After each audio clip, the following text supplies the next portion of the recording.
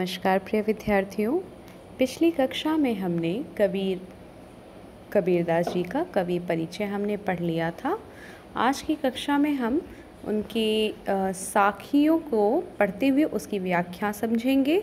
साखी नंबर 1 देखते हैं। आइए शुरू करते हैं। जाति न पूछो साध की, पूछ लीजिए ज्ञान, मोल करो तलवार का, पड़ा रहन दो म्यान। शब्दार्थ देखते हैं इसका।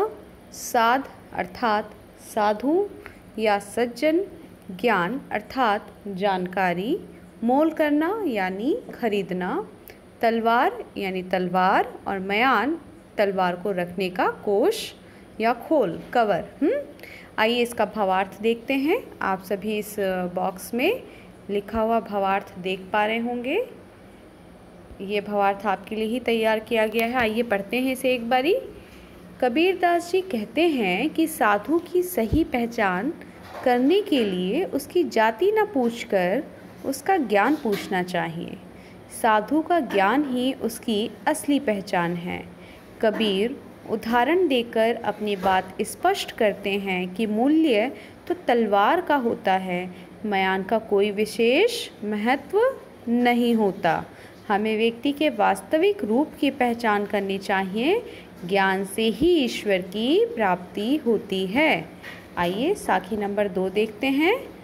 आवत गारी एक है, उलटत होई अनेक, कह कबीर नहीं उलटिए वही एक की एक।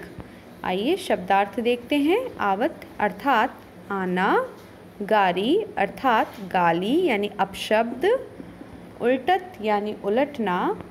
आइए इस साखी का भावार्थ देखें। कबीरदास कहते हैं कि जब किसी के द्वारा दी गई कोई गाली आती है तो वह अपने आप में एक होती है, लेकिन जब इसी गाली को प्रतिक्रिया स्वरूप लौटाया जाता है तो यह अनेक रूप धारण कर लेती है। व्यक्ति एक गाली के बदले दूसरे को अनेक गालियां देता है। हमें किसी को भी प्रतिक्रिया स्वरूप ऐसे अभद्र वचन नहीं देने चाहिए, भले ही वह एक ही गाली क्यों ना हो। कबीर बुराई को बुराई से नष्ट ना करके अच्छाई से मिटाना चाहते हैं। आप भी सोच के देखिए, यदि आप कीचड़ में पत्थर फेंकेंगे तो छींटे किस पे पड़ेंगे? आपके साफ सुथरे स्वच्छ वस्त्रों के ऊपर वो कीचड़ के छींटे पड़ेंगे। तो अधिक गंदा कौन लगेगा? आप, क्योंकि साफ सुथरे थे, आप अच्छे थे, तो आप पर वो छींटे ज़्यादा भद्दे और ज़्यादा धब्बे नुमा लगेंगे। तो बदले में यदि आप कुछ बुरा करते हैं तो उसके छींटे, उसकी गंदगी आप पर ही पड़ेगी अधिक। तो बेहतर ये होता है कि अच्छाई से ही बुराई को समाप्त किया जाना चाहिए, ना कि बुराई को बुराई से, क्योंकि बुराई को बुराई से समाप्त करने निकलेंगे तो बुराई और अधिक बढ़ेगी। विद्यार्थियों, आज की कक्षा में इतना ही। ऑनलाइन कक्षा के माध्यम से हम अगली तीसरी साखी को पढ़ेंगे और समझने का प्रयास करेंगे। धन्यवाद।